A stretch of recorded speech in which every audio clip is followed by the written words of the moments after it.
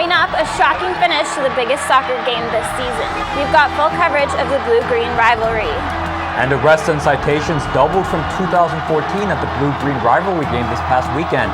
Find out what police say may have caused the increase in crime at the game this year.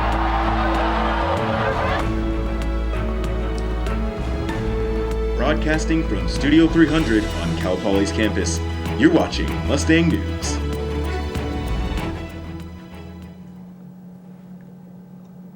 Hi, my name is Daniel Park.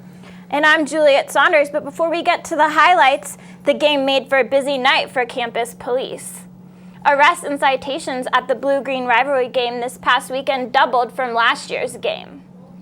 There were 11 total arrests and citations, all for drunk and disorderly behavior at the Cal Poly versus UC Santa Barbara soccer game on Saturday, October 17th. One of the arrests also included an assault on a police officer. 9 of the police arrested were from Cal Poly and 2 were from UCSB. In comparison, the 2014 blue-green rivalry game only had 5 arrests and citations. The University Police Department attributes the higher number this year to the game taking place on a Saturday night and happening later in the day at 7 p.m. With their first time scoring 3 goals against the Gauchos since a 3-0 triumph back in 2000, Cal Poly once again had a sellout blue-green rivalry game at Spanos Stadium. Reporter Alexa Brewington was there to witness the rivalry. 11,075 spectators, an attendance that marks the 12th largest regular season crowd in the NCAA season history. I'm here at Spanos Stadium where the UCSB Gauchos are taking on Cal Poly Mustangs on their home field. Kickoff is at 7 p.m. and the stadium is almost full as tickets are already sold out. Just minutes after the Gauchos scored their first goal of the night, the Mustangs responded as junior defender Ruben Duran tapped the ball along the ground past UC Santa Barbara's goalkeeper for the equalizer. The next to fire was Cal Poly senior Kip Colby, who scored off a defender's foot and into the upper right-hand corner of the net. As the tortillas flew and the clock grew closer to the 45-minute mark, the Gauchos found an equalizer of their own. Regular time ended the game in a tie, with both teams sitting at 2 goals apiece. And the first overtime concluded with no scores and remained a 2-2 tie. More than 103 minutes into the game, and without a goal in his first 58 collegiate games, senior defender Cody Wakasa headed a Jack O'Connor kick into the back of the UC Santa Barbara net, winning Saturday's match for Cal Poly. The amount of fans that came up to me, and everyone in the alumni, it just felt like I'd saved the world almost. So. In all the games that I've seen, it had to be in the top 2 or 3 college soccer games, if not the best college soccer game I've ever seen.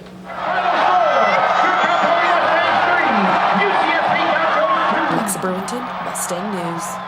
The blue-green rivalry doesn't end there. The Mustangs take on the Gauchos again this Saturday at Harder Stadium with the 7 p.m. kickoff. Both teams will look to repeat the quality and intensity of this game.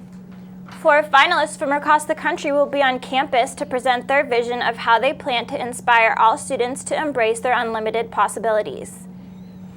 This area of student affairs promotes student development and leadership, enhances student success and retention, and facilitates a respectful, diverse, and inclusive campus. The open forums are held weekly from 2:10 to 3 p.m. in Shumash Auditorium, room 204. But I believe that there's a huge power in those negotiations we have with students where we're teaching them and guiding them more so to solve problems around them. Philip Flapp Cockrell from Jackson State University stated that parents are a key factor in student success. That we provide more than just advising, we also do. The next speaker will be Lori Castine from the University of Virginia on Monday, October 26th.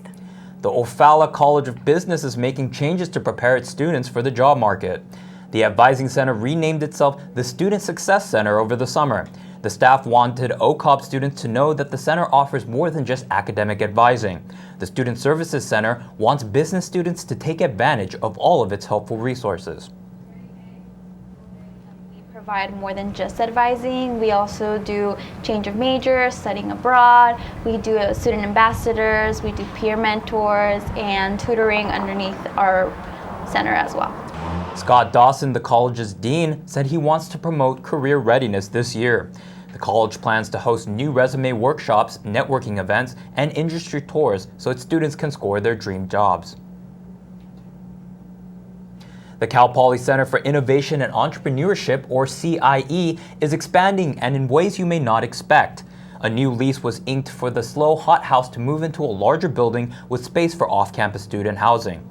The Hot House Incubator program that provides office space for Cal Poly startups is moving from its original home on Morrow Street. Plans for the new building above the current Ross include apartments for 34 students. Costs for student housings have not been yet determined. The development is set to open before the 2016-2017 school year. Members of the San Luis Obispo community now know what the future of our agriculture depends on. Whole Operations LLC Rob Rutherford held a public discussion with the San Luis Obispo Food Coalition on farming for eco-resilience in a changing climate on Tuesday. Rutherford gave insight on how California's agriculture contribution to the state's gross domestic product is only 2%. Drought affect the GDP of agriculture or the GDP of California because of agriculture? Is not at all, because California represents such a small little piece of the total country. Rutherford stressed the importance of soil on our own well-being, and not taking care of soil will directly impact us. In comparing foods from 1948 to 1991, Rutherford also noted the amount of nutrients in foods such as carrots and apples had decreased by up to 95%. Rutherford explained that one of the main issues is the climate, and the climate is changing from greenhouse gases, which is affected by CO2. He said wherever carbon goes, water goes, so keeping carbon in the soil would be a huge key to keeping water in the soil, therefore hydrating our environment. One Cal Poly physics professor is pulling students from all majors to collaborate for solutions for developing countries. And the class Wednesday was held somewhere you may not expect. Physics professor Pete Schwartz held his University 391 class at the Student Experimental Farm on Wednesday. The class takes students from every college and aims to solve issues in developing countries. The Student Experimental Farm is open to all Cal Poly students and community members for gardening and agricultural projects. You know, I just like that we're involving a community of people in all the different projects. The farm is on 3 acres located past the rodeo. Projects include natural building materials and drought conservation experiments. Work days take place Sundays and start at 10 a.m. All are welcome regardless of work capability. Cal Poly's cultural centers and more than 30 on-campus clubs and organizations hosted the annual Culture Fest this past weekend. The festival was filled with live performances, food, and many other activities.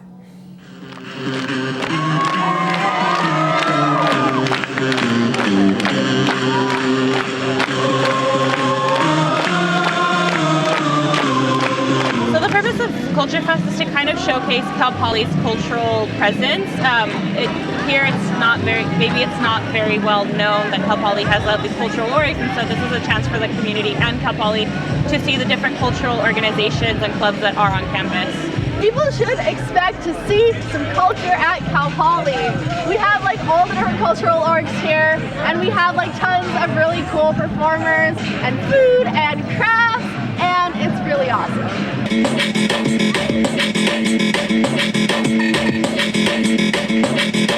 DJ Pochira is, she's DJing, and so she's a Brazilian funk DJ. She spins Brazilian funk, and she brought her dancer along with her too, so she'll be dancing samba. The theme of this Culture Fest is Carnaval, and it's Brazil Carnaval. So we have a lot of colorful things going on, and a lot of that vibe, a lot of like festivity vibe. As much as Cal Poly kind of has a reputation for being ethnically homogenous, that they see that Cal Poly does have diversity and there is a presence here, and that we are involved in student life. The Multicultural Center raised about $3,000 from sponsors, which was all used in preparation for the event. Coming up, see what kind of logging sports and traditional forestry Cal Poly will be hosting this weekend.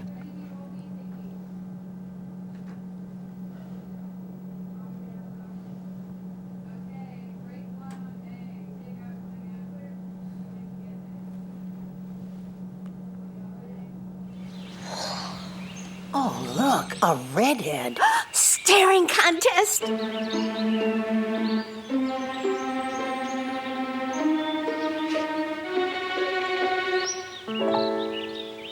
You still got it. I know. Come alive with the forest. The dad was cute. They were looking right at us. Visit discovertheforest.org to find a forest near you. Being prepared is a part of who you are, but it's especially important in the case of a disaster. Be informed about possible emergencies in your area. Make a plan that covers where you'll go in an emergency. Build a kit with the things you need to survive. There's no one more capable of planning for your situation than you. Start your plan today. Go to ready.gov/myplan.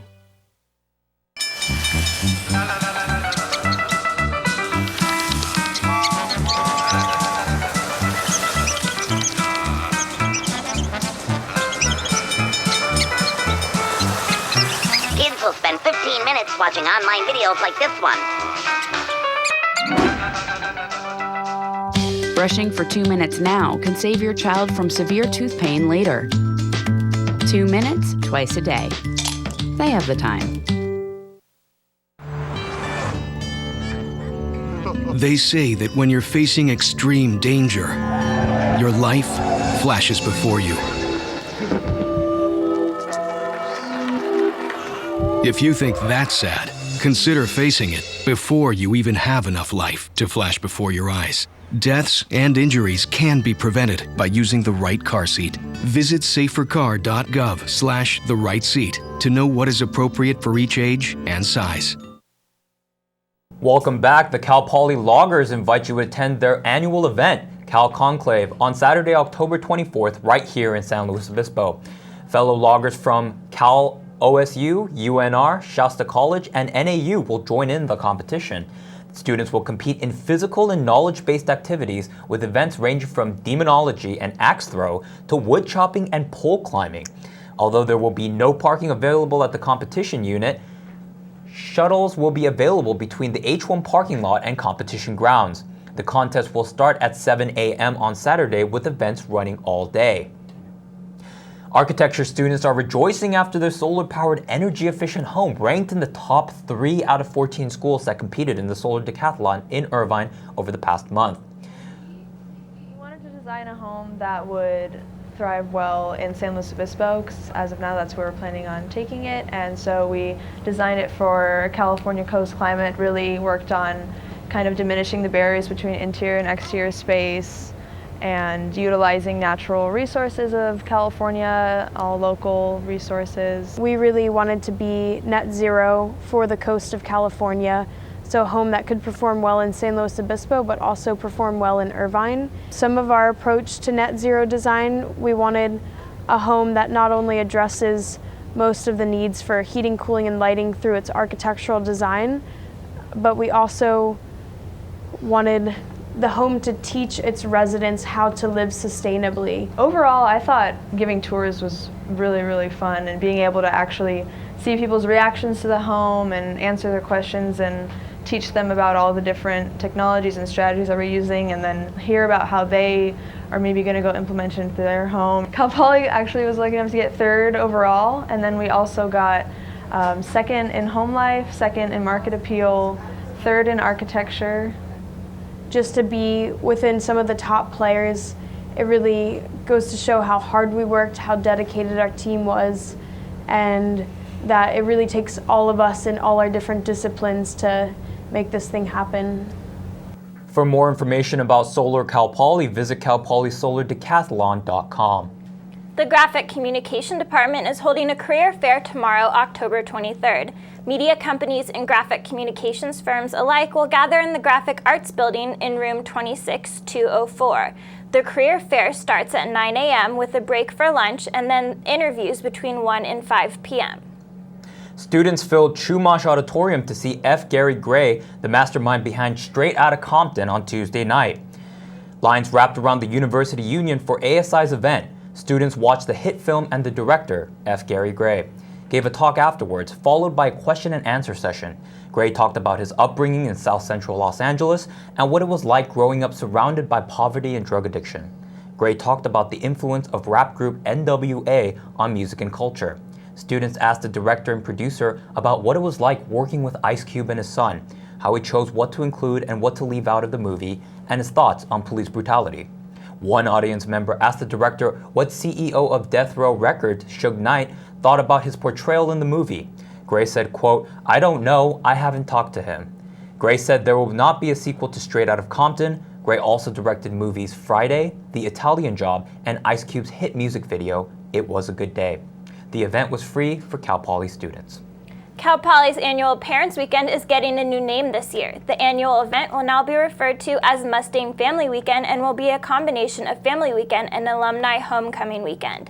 The weekend festivities kick off tonight at the Farmers Market with a welcome booth and continue throughout the weekend. Attendees are encouraged to use the hashtag CalPolyFamily. For a full schedule of events, visit www.parent.calpoly.edu. We got a break from the heat today, but are those cooler temperatures going to stick around for Parents Weekend? This is a live look out at Morro Bay Harbor. Coming up after the break, we'll have Allison Royal with your forecast.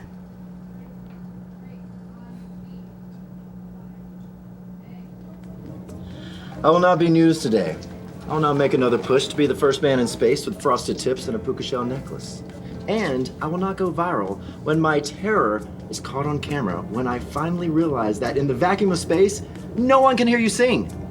I'm Lance Bass, and I will not be trending today because there is a much bigger story that needs to be heard.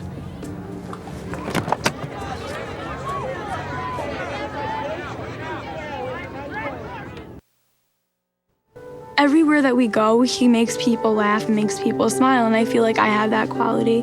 He's the one who always takes me fishing. I watch golf with him. I watch him cook, because when I grow up, I want to be a cook too. We have the same faces like this. Dad is the one, when you fall, that picks you up. That unconditional sense of presence and reassurance is really what makes him my father. It's a beautiful day out here. Sunny today with light breezes, giving way to clouds in the afternoon. We could see some light precipitation to moderate precipitation later on, followed by powerful storm-like conditions. 90 mile per hour winds are expected. Authorities are asking everyone, stay indoors. Come on, that's it. Let's go.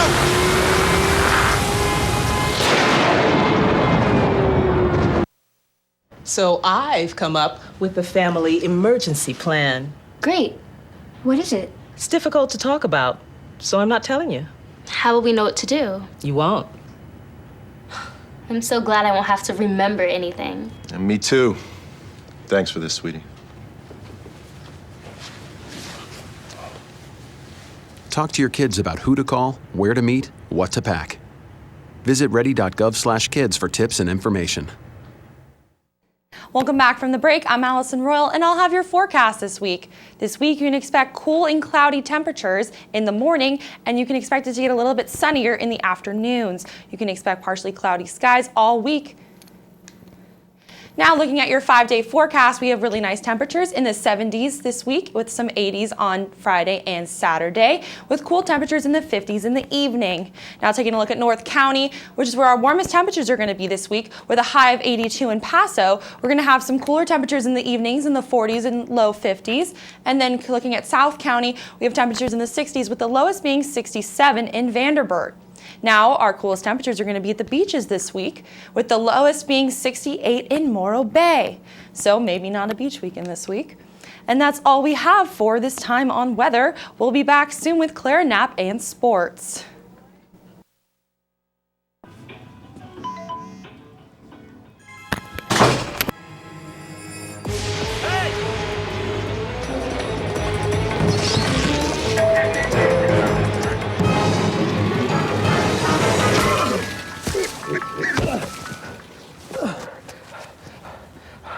So, same time next week? Well, of course. Put away a few bucks, feel like $1 million.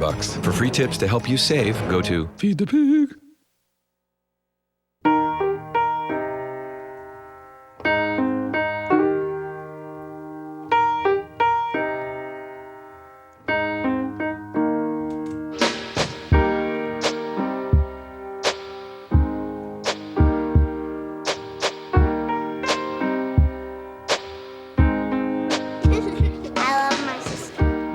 Doesn't see race. Love is love. My new mom and I have a lot in common. The great outside. We both love the outdoors. It's so shiny. That's not a flower. We both love geology. Oh, look. An igneous one. That's not a rock. And she knows a lot about wildlife. A labradoodle. That's not a dog. Hanging out has been kind of fun. You don't have to be perfect to be a perfect parent. Thousands of kids in foster care will take you just as you are.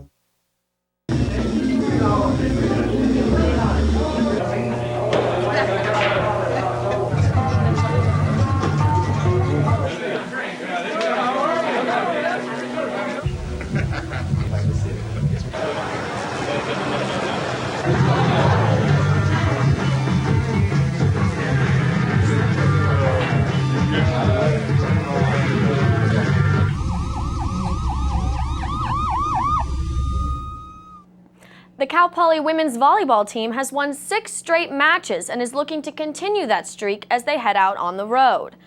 The Mustangs beat UC Riverside in a 3-set sweep on Saturday, October 17th, leading them to their 6th straight victory. Freshman Adley Van Windham had 18 kills on the night, and sophomore Taylor Nelson delivered a match-best 39 assists. This is the first time the Mustangs have won 6 straight since 2007. Cal Poly is now 14-4 overall and 6-1 in conference play going into a 3-game road trip.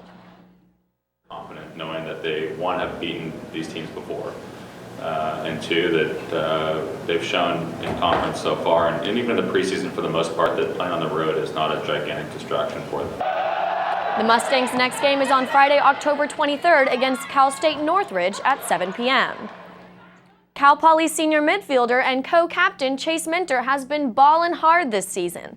Last week I got the chance to hear his story and talk with him about his mindset as he approaches the end of his last season as a collegiate player.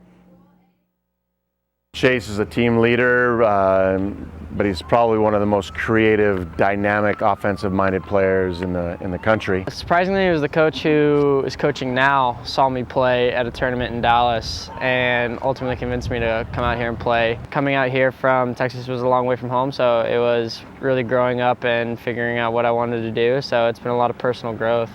He's in the top 25 players that have been looked at for the Herman Mack Award, which is the top award for soccer in the United States. He's being looked at by a number of different MLS club teams. Going in my 5th year, having played, for a lot of different games and a lot of big games and a lot of good teams, the biggest role I can play for this team is to try and use the experience I have and put it throughout to the team and just keep everybody calm and doing their jobs pretty much. The creativity in his mind is truly exceptional. I mean, he does things with the ball that a lot of people dream of doing. He's literally a player that can make a difference in a game and has on so many different occasions for us. Northridge was a hard-fought game. We won 1-0, and literally the difference was Chase's individual effort on a bicycle kick. My uncle had came for the game before, and my uncle's not much of a soccer guy, so he was asking, do you guys practice things like bicycle kicks and stuff like that? I was like, no, that thing doesn't really come up much in the game, so it's not really anything we practice. And sure enough, the next game I scored one. It's considered one of the most difficult moves in all of sport, let alone just soccer, and he performed it perfectly, and that was the difference in the game. It's just constantly kind of leading the team and by example, showing, kind of what to do on and off the field. It's memories I'll never forget, and I've met some of the greatest guys I know out here, so it's been a really rewarding experience for me, and I'm grateful for everything Cal Poly's done for me. Chase Minter and the Mustangs are on a 2-game winning streak after defeating Sacramento State 2-0 on Wednesday, October 21st. Their next game is on Saturday, October 24th against UC Santa Barbara at 7 p.m. in Harder Stadium. The Cal Poly football team is coming off a much-needed bye week as they look to play Portland State at home. The Mustangs are facing their 7th consecutive ranked opponent this week as they look to continue Big Sky Conference play. Number 13 Portland State is 5-1 overall and 2-1 in Big Sky Conference play. The Mustangs are 2-4 overall and 1-2 in Big Sky. Head coach Tim Walsh says that Saturday's match will be a competitive one, but the Mustangs are up for the challenge. Now they're playing within themselves. I think they're playing with a lot of confidence. So we knew this would be a scary game, but we didn't know it would be exactly where it is and exactly where they are in the midst of a great season. The Mustangs will face off against Portland State for the homecoming game on Saturday, October 24th. Kickoff is at 6:05 p.m. in Spanos Stadium. That's all the Mustang sports action we have for you today. Back to you guys at the desk. I'll find out how Cal Poly students are bringing solar-powered technology to the third world.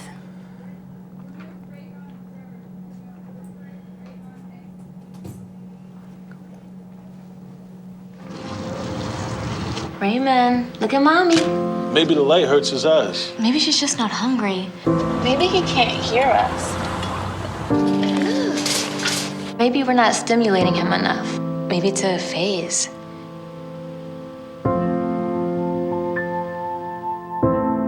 Avoiding eye contact is one early sign of autism. Learn the others today. The sooner it's diagnosed, the better.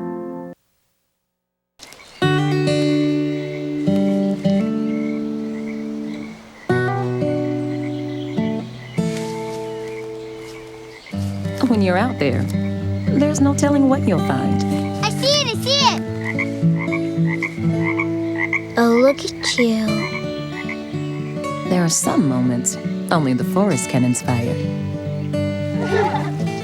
Find yours at discovertheforest.org.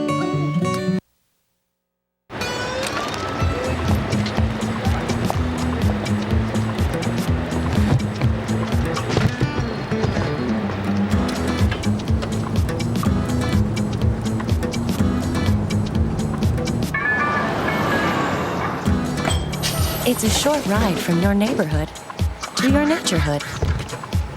To find a neighborhood park or green space near you, visit discovertheforest.org.